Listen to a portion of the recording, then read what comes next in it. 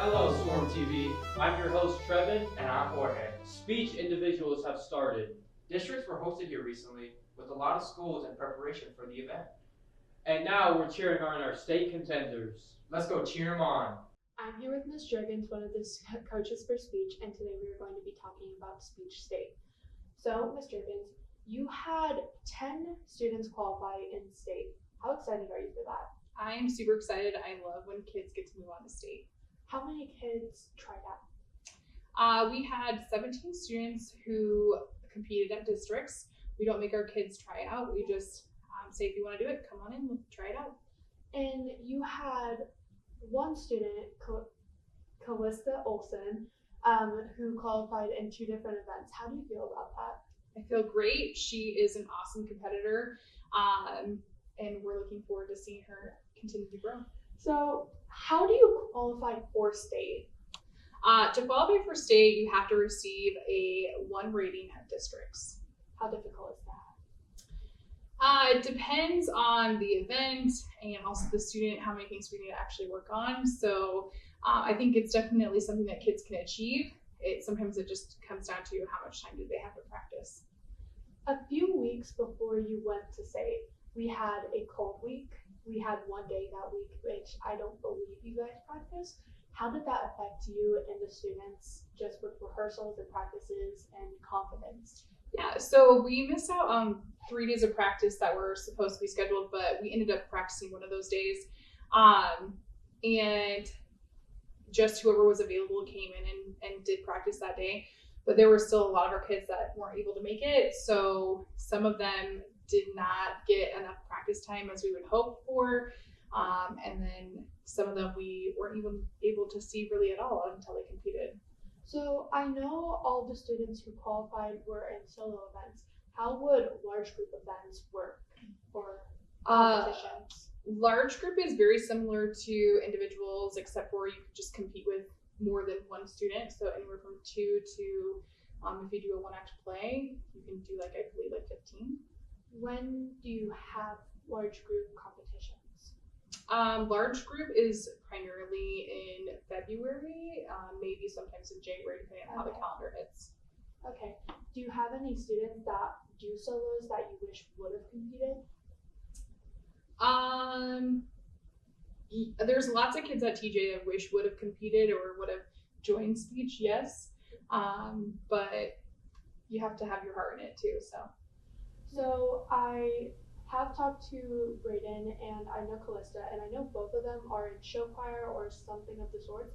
How many kids do you have like that? Many of our students, probably majority of them, have some other event or activity that they're in throughout the entire season. And so we just try to work with them the best that we can. Once we get their schedule, we try to work it out so that, whoever's in season, they can see them, and we'll just work around their schedule the best that we can. For speech, we give time slots, and we try to stick to those the best we can. So you might get a 10-15 minute time slot, depending on your events.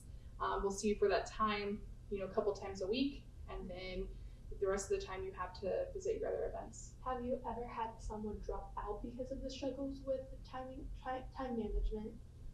Not because they weren't able to do 2 activities at once, more so if they just felt overwhelmed with one or another activity. I see. Okay. Yeah. Thank you. Last question for you. How are you preparing yourself and your students for state? We're just trying to practice harder, giving lots of comments on kids' performances when they do come in, just to try to make sure that they're reaching that next level, not a chance for all state. Okay. Thank you for your time. Thank you. I'm here with Callista Olson, and today we're going to be talking about her experience with Speech State. So, Callista, you are the only person that qualified from our school in 2 different events. How do you feel about that? I'm really excited. It's going to be really fun because having 2 events just makes you do more at state, and it's just more fun. Yeah. What 2 events did you qualify in? After dinner speaking and radio news. How different are those? So radio news is basically where you have a story, they give you multiple stories and you rearrange them, and then you talk into a microphone and give a radio report. And after dinner speaking is basically where you write a speech and you give it to a certain amount of people. So they're pretty different. So one one's a toast and one is just a radio broadcast. Yeah, pretty much. Okay.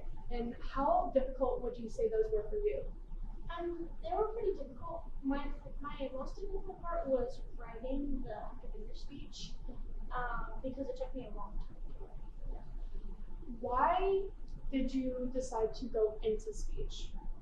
Well, I did drama last year and I didn't do speech, and I saw my friends doing it and I saw photos and stuff and it looked really fun, so I decided to try it. Would you encourage others to join and do it as well? Yeah, actually, it's really fun, and even if you don't like get good like, stuff, you get like feedback, and it's just really fun. How are you preparing for state?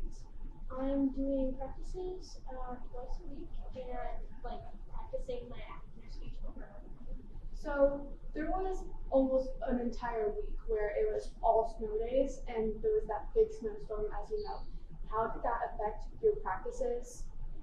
It didn't really affect my academic speech, but it did affect my radio because I could only do so much with certain stories, and you have a time limit for radio. So did that affect the way you thought it was going to go for you? Did it like waver your confidence at all? I didn't think I was gonna get a 1, to be honest. I thought I was gonna get a 2 or anything below.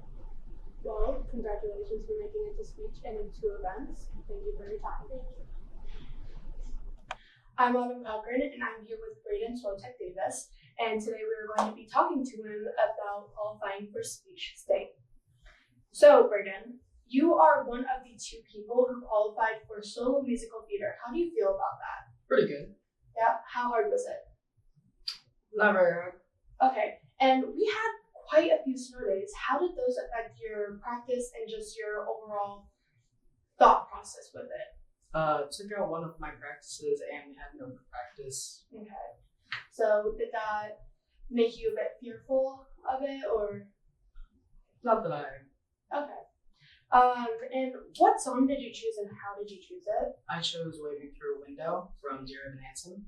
And I just looked on Spotify and saw the first one that popped up.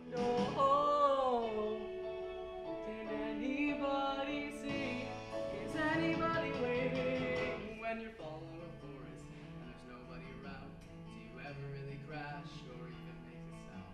When you're following a forest and there's nobody around, do you ever really crash or even make a sound? When you're following a forest and there's nobody around, do you ever really crash or even make a sound? When you're following a forest and there's nobody around, do you ever really crash or even make a sound? Did I even make a sound? Did I even make a sound? It's like I never made a sound. Will I ever make a sound? On the outside, always looking, will I ever Was there any qualifications that you had to do? Because I do know that there was only 4 people who are allowed to compete in solo musical theater. I believe there's only 1 slot, but there is a freshman team. Okay. Were you nervous at all for that, or were you very excited? I was excited. Okay.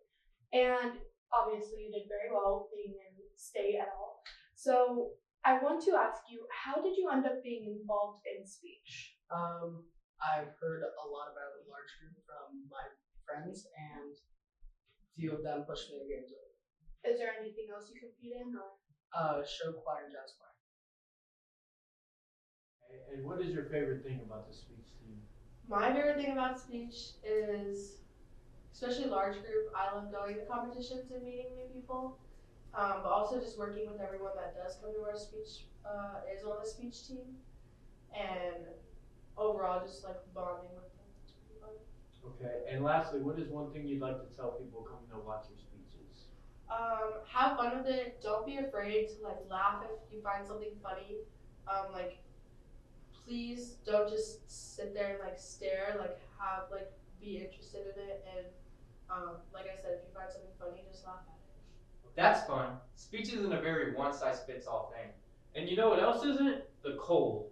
A much-needed spring has finally arrived. In celebration of spring, let's check in with spring sports.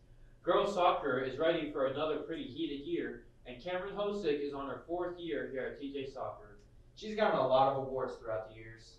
Let's go check in with girls soccer. Hey, Mr. Royer, how do you think the girls soccer team is going to do this year? I think we're going to be pretty good this year. We got a lot of kids back, and after last year's season, I think it's going to be a really good year if the kids come out and work hard and do what they're supposed to do. It's going to be fun. That's nice to know. How do you think your star McKenna is going to do this year? Well, she's really good. I expect her to have a really good season, and she's improved every year, so I think it's going to be pretty special, I believe. So what do you think about Cameron? Cameron's pretty good. You know, not bad for a kid that really never wanted to play goalie in her life, and we kind of forced her in there, and now she's good to play college soccer. She's a 3-time All-Stater, so I think she'll be the right choice. And so what do you think about this upcoming competition this year? It's hard to say. You just don't know what other teams have coming back, and then what kids are coming in either. So, it could be good, it could be bad. We really don't know until you play them. Do we have any students from other schools coming in to help the soccer team? No, we can't co-op with anybody, so it's just all TJ kids. That's nice to know. TJ Power. That's right. What is your role and position in the girls soccer team? I am a varsity starter and I play goalkeeper. Okay, and what goals do you have in this upcoming soccer season?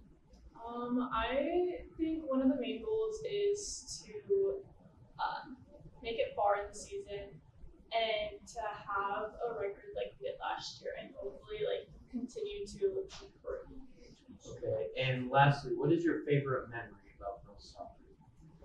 I think my favorite memory would probably be winning against AL last year, especially in PKs.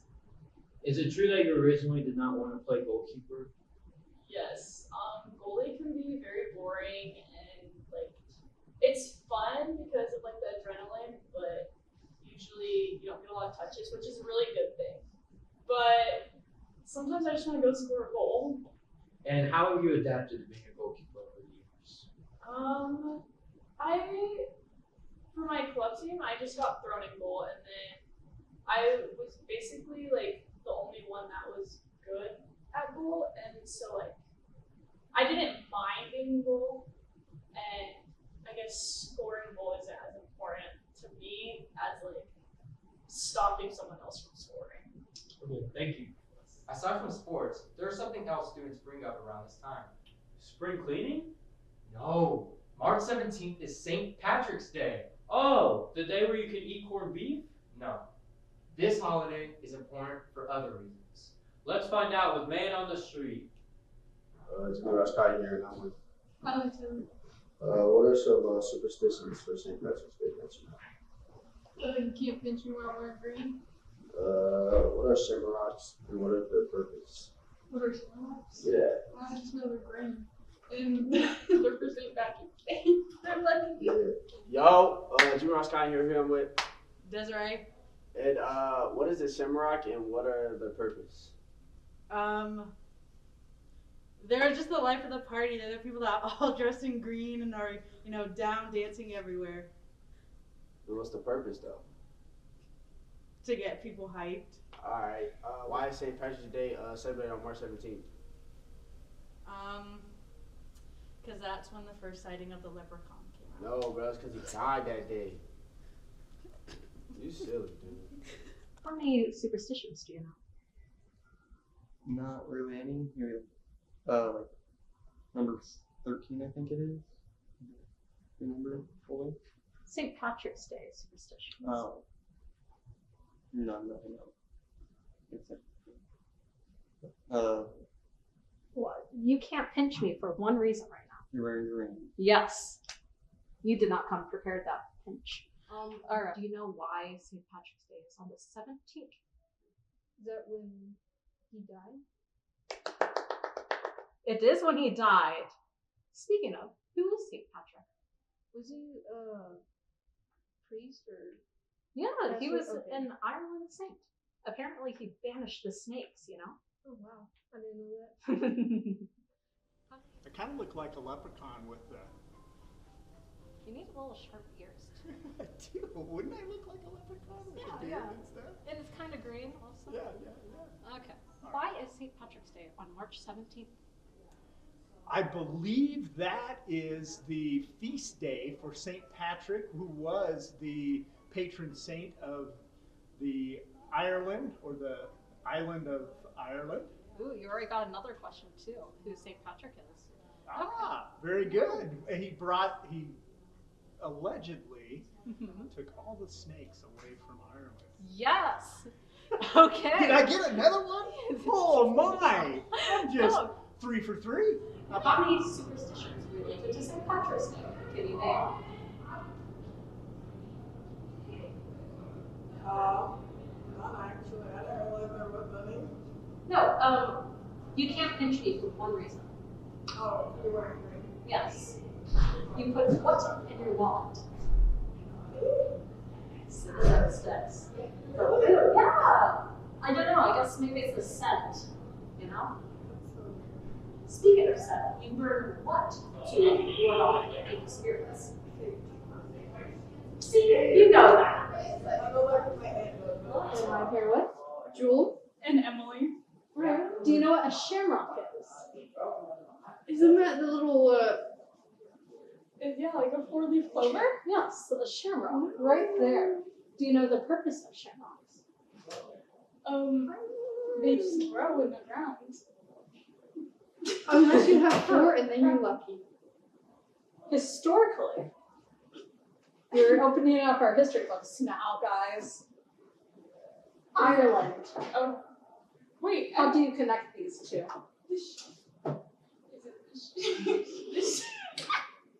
The shape of Ireland?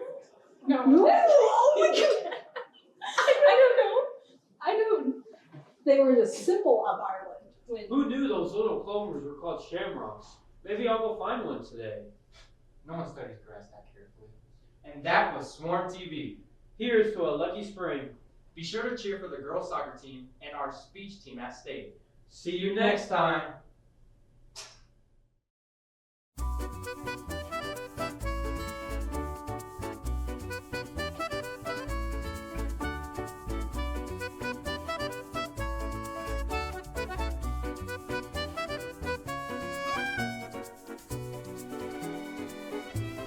There he is.